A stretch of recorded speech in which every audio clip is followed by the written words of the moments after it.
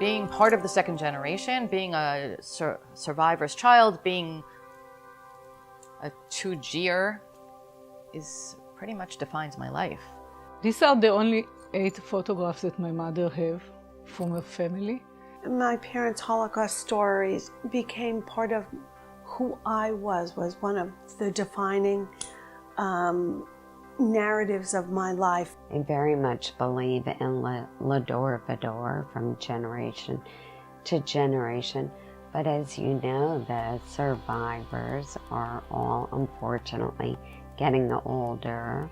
I want my children, my grandchildren, my great-grandchildren to know their grandparents' story. We decided that we needed to find a way to reach the second generation, the third generation, and even the fourth generation to learn to tell their families' Holocaust stories.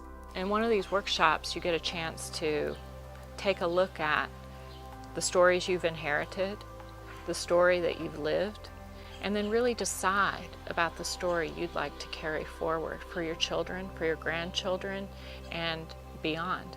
So the workshop itself felt like such a safe space. We were all strangers, didn't know each other. We all had different stories, different backgrounds, but there was certainly a commonality. The feeling was always very accepting, very nurturing. No one minded that I was the daughter-in-law. In fact, I think that they thought it was pretty great that I was doing it. All those people are like family. Jill taught us about writing in slices. It was short little segments that we eventually put together. It was like building blocks, like Lego. And each of ours came out different and sounding different and sounding personal and reflecting our personalities. The participants in Safekeeping Stories have been very happy with their experience. They always come to meetings to talk about it.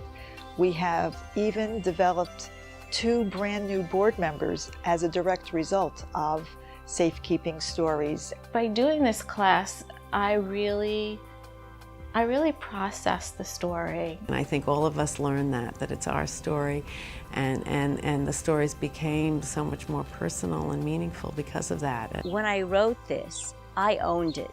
It was my story. It was gaining an understanding of how I evolved by virtue of their events, their stories, their traumas, their trials. It is the story of every Jew, whether they know it or not. It's part of our identity.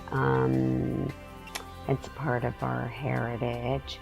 It is my duty to continue on the story and pass it on to my children as well. I think it's critical to save Holocaust stories and to tell them, to get into every facet of the community and not just the Jewish community. Forgetting about it is the first step towards it happening again, and that can never be.